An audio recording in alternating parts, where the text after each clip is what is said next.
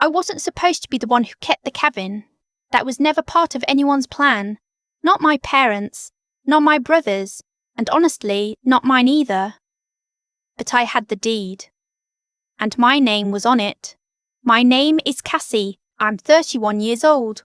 And until about 14 months ago, I thought my family was the kind that stuck together when things got hard. I grew up believing that. My parents said it at every Thanksgiving, every Christmas, every time someone outside the family did something wrong. We take care of our own. I heard that phrase so many times it stopped meaning anything. It was just furniture, something that had always been there. The cabin sits on 40 acres in rural Vermont, about 20 minutes outside of a small town called Grafton. My grandmother bought that land in 1987 with money she saved for 30 years working as a school librarian. She didn't tell anyone she was buying it until the deed was already signed. That was her personality. Quiet. Deliberate. Not interested in other people's opinions until after the fact. She built a one-room structure that first summer with help from 2 friends and a YouTube tutorial she watched on a library computer. Over the next decade, she added a second bedroom, a proper kitchen, a wood stove that could heat the whole place in January. She named the property Linden Hill because there were 3 linden trees at the top of the slope behind the house, and she liked the sound of it. She left it to me. Not to my parents. Not to my brother. To me. I found out when I was 26, 2 weeks after her funeral, sitting in a lawyer's office in Brattleboro with my mum and dad and my brother, whose name is Derek. Derek is 4 years older than me. He works in finance in Boston, and he has the kind of energy that fills a room before he even says anything. Loud opinions, fast conclusions, always certain. Growing up, I both admired and was exhausted by him. By the time we were adults, I mostly just tried to stay out of his way. The lawyer read the will. When he got to the part about Linden Hill, the room went very still. My grandmother's note attached to the deed said, "Cassie understands what this place is. She will take care of it the right way." My mother made a sound I'd never heard from her before. Not crying, not exactly. Something more like air going out of something. Derek said nothing. He just looked at me. And I remember thinking, even in that moment, even feeling stunned myself, that the look on his face was not grief. It was math. I didn't move into the cabin. I kept my apartment in Providence, where I work as a graphic designer. But I drove up to Linden Hill every few weeks, sometimes alone, sometimes with friends. I did the repairs my grandmother hadn't gotten to. Replaced the back porch boards, had the chimney inspected, put new weather stripping on all the windows before winter. I paid for it from my own savings, which weren't much, but it was mine, and I wanted to do it right. For about a year, things were quiet. My family didn't bring up the cabin much. My parents would ask how it was going up there, in the careful tone people use when they're not really asking. Derek never asked at all. Then my dad called me in March. He said he and my mum had been thinking. Derek was talking about starting a family. His girlfriend, Nina, was pregnant. They were going to need more space eventually, and Derek's apartment in Boston was tiny. Dad said it like he was building to something, and I just waited. He said Derek had been asking about Linden Hill, whether there was any way to work something out. A long-term rental arrangement maybe, or something more permanent. I said, "You mean sell it to him?" Dad said that wasn't exactly what he meant. He said maybe I could think of it more like keeping it in the family. I told him it already was in the family. It was mine. There was a pause. Then he said, "Cassie, you're not using it the way it could be used." I asked him what that meant. He said a property like that shouldn't just sit there. Derek had a real plan for it. He was going to fix it up, maybe eventually build an addition. He was going to put down roots. I said my grandmother left it to me and I wasn't interested in selling or renting. I said it as calmly as I could. Dad said, "Your grandmother loved Derek too."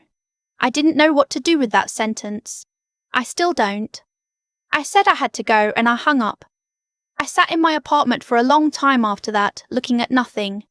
The next few weeks were strange. My mum texted me about normal things, a recipe she'd tried, a show she was watching, and I answered the way I always did, but underneath it there was something different. A new awareness. I started paying attention to the things that weren't being said. In April, I drove up to Linden Hill for the weekend. When I got there, the door was unlocked. I was sure I'd locked it when I left 6 weeks before. I stood in the doorway for a minute before going inside. Nothing was obviously missing, but things were moved. The kitchen chairs were in different positions. There was a coffee mug in the drying rack that wasn't mine. White with a blue stripe, not something I owned. One of the bedroom closets had been emptied out. I'd had some extra blankets in there and they were gone. I called my mum. I told her what I found. She said she didn't know what I was talking about. I called my dad. He said maybe I was misremembering where things were. He said old houses settle and things shift around. He said it in the gentle tone he uses when he thinks I'm being irrational. I called Derek. He didn't pick up. I drove back to Providence and the whole way there I kept going over it in my mind. I wasn't misremembering. I had a specific, clear memory of locking that door and checking it twice because my grandmother always checked twice, and I'd picked up the habit from her. The mug wasn't mine. The blankets were gone. Someone had been in that house. When I got home, I called a locksmith in Grafton and had the locks changed. I felt slightly ridiculous doing it. I also felt certain it was the right call. In May, I found out I was right. I had a friend, Becca, who lived about 30 minutes from Linden Hill. We'd been close since college. I'd given her a key, the old key, before the locks changed, just as an emergency contact in case something happened to the pipes in winter or whatever. She texted me one afternoon and said, "Hey, is your brother using the cabin?"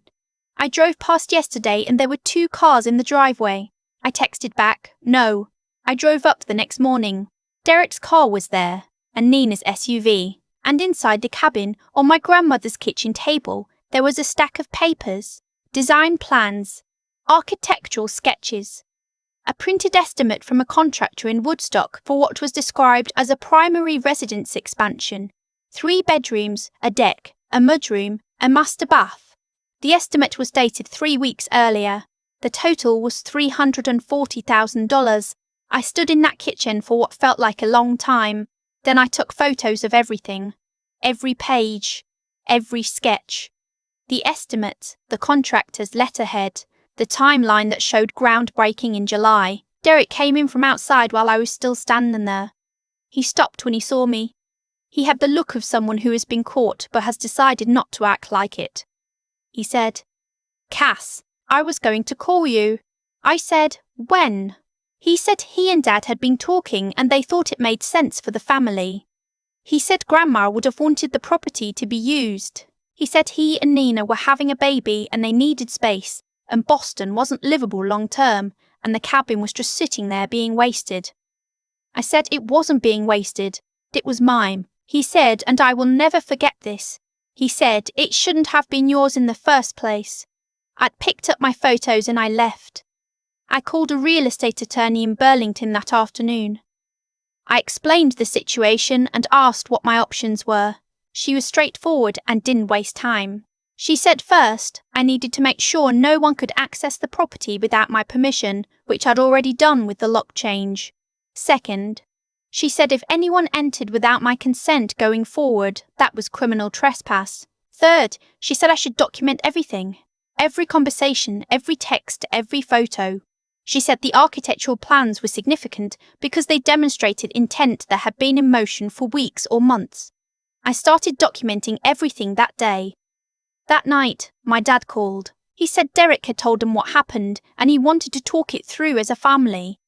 I said I'd already talked to an attorney. He went quiet. Then he said, "Cassie, do you know how much you're hurting your mother?" I said Mom wasn't the one who hired a contractor. He said family doesn't handle things through attorneys. I said his son had been using my property without my permission and was planning to build a $340,000 expansion on land he didn't own. I asked him which part of that felt like family to him. He hung up. I sat at my kitchen table in Providence and I pulled up every text exchange I'd saved, every voicemail, and I organised them by date in a folder on my phone and then backed it up to my laptop and then to the cloud. I didn't sleep much that night, but I felt clearer than I had in months. My attorney sent a formal cease and desist to Derek to my parents' address since Derek had been using their address for some of the contractor communications and to the contractor in Woodstock. The contractor responded within 2 days, professionally, without drama. He said he'd been working from information provided by Derek and would halt all planning immediately, pending clarification of ownership. I felt a small wave of relief reading that. Derek did not respond in the same way. He called me 12 times over the next 3 days. I answered twice. The first time he was calm and reasonable, explaining again why it made sense, asking me to think about Nina and the baby and the future. I listened. Then I said I wasn't going to change my position. The second time he called, he was not calm. He said I was being selfish and vindictive and that I had always been Grandma's favourite for no good reason and that she hadn't been in her right mind at the end. That one landed. I'd been close to my grandmother. Hearing Derek talk about her that way, I pressed end and sat with my phone face down on the table for a minute. Then I picked it back up and sent a voice memo to my attorney describing the call. My parents stopped talking to me for about 6 weeks. Not a dramatic cut-off, just silence. No texts, no calls. When I drove past their house in Connecticut on my way somewhere else, I thought about stopping. I didn't. In July, my mom called out of nowhere. She said she and Dad had been doing a lot of thinking and she wanted to get together for dinner. Just the two of them, no Derek. I said, okay. We met at a restaurant in Hartford. My mom looks older than I remembered, which probably said something about the last few months. She ordered a glass of wine and held it without drinking it for most of the conversation. She said she was sorry for going quiet. She said she hadn't handled things well. Then she said she hoped I would consider sitting down with Derek and talking things out. She said she thought a compromise was possible if we could just get in the same room.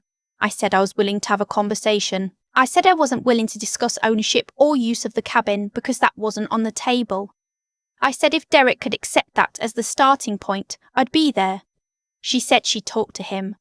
I drove home thinking it might actually work.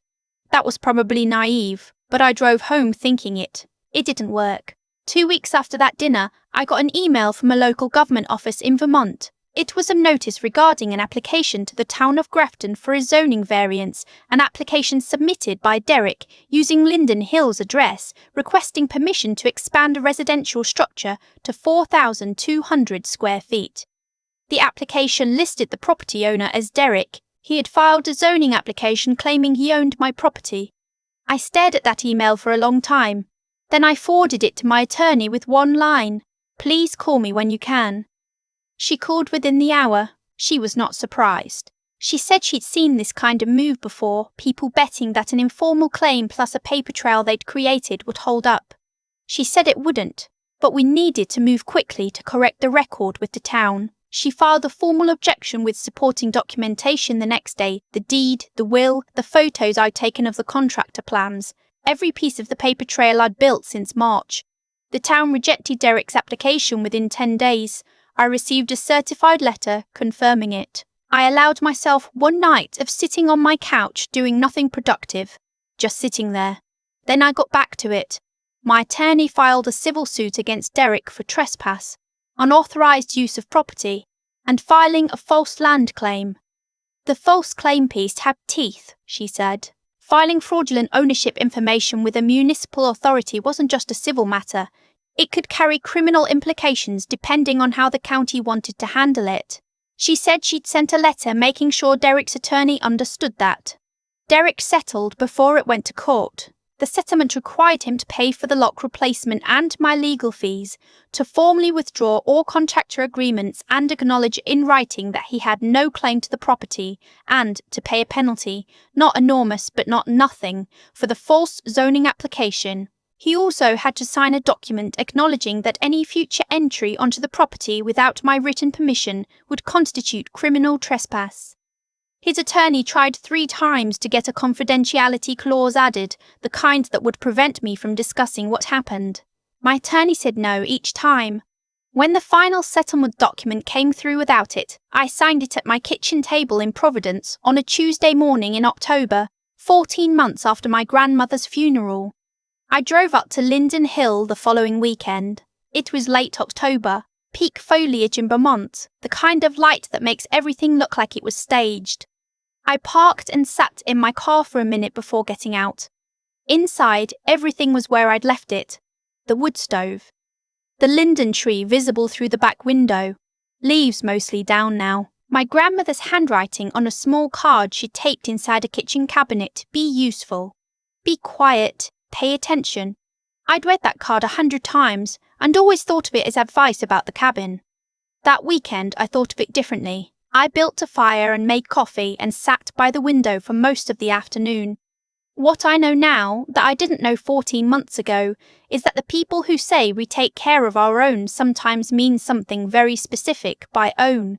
They mean the version of you that fits their plan.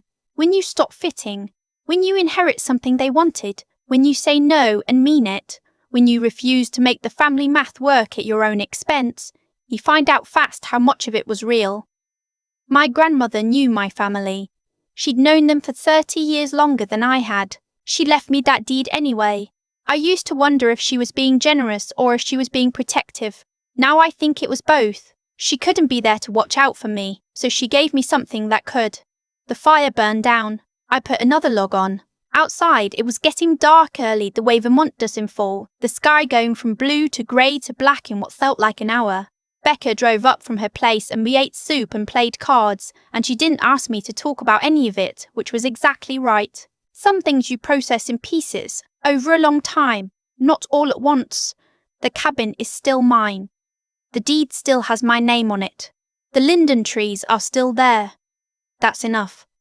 I used to think the hardest part of what happened was finding Derek's contractor plans on my grandmother's kitchen table, or hearing my dad say, she's not using it the right way, like my name on a deed was just a suggestion. But looking back now, the hardest part was earlier than any of that. It was the moment I realised the people who taught me what family means had a completely different definition than the one they'd given me. That's the thing nobody tells you about betrayal inside a family. It doesn't usually arrive loud. It arrives as a phone call that sounds reasonable, a dinner that feels almost normal, a carefully worded sentence designed to make you feel like the unreasonable one for simply holding on to what's yours. My dad said, "Your grandmother loved Derek too." As if grief were a ledger. As if love cancels out a deed. What I know now is that the moment I held my ground, the first time I said no and meant it, the first time I called an attorney instead of calling a family meeting, that was the moment everything clarified. Not because I was being cold, because I finally understood that clarity is its own kind of care, for yourself and for the people who are counting on you to not fold. Derek made a choice when he walked into that cabin without asking. Then he made another when he hired a contractor. Then another when he filed paperwork claiming ownership of land that was never his. Each choice followed the last one, like a door swinging open. That's how it works. Not some outside force deciding who wins and who loses, but the accumulated weight of every decision a person makes, pressing down until the structure either holds or collapses. His collapsed in a county office in Vermont when they rejected his application in 10 days. And I made choices too. I documented instead of exploding. I called Becca instead of my brother when I needed someone in my corner. I drove up to that cabin alone and changed the locks and felt slightly ridiculous and did it anyway. Every one of those choices was a brick. I didn't know I was building something at the time. I just knew I wasn't going to let what was mine be taken from me quietly, out of some misplaced loyalty to a version of family that only ever worked in one direction. My grandmother was the smartest person I've known. She didn't leave me that cabin to start a war. She left it to me because she understood something I had to learn the hard way. That integrity without the ability to protect it is just a nice idea. She gave me the tool. I had to figure out how to use it. The cabin is still mine. The linden trees are still there. And I've stopped spending energy on the question of whether my family will ever understand why I didn't just go along. Some people need you to be smaller so they can feel bigger. Recognizing that isn't bitterness, it's just paying attention, which, as it turns out, my grandmother told me to do all along.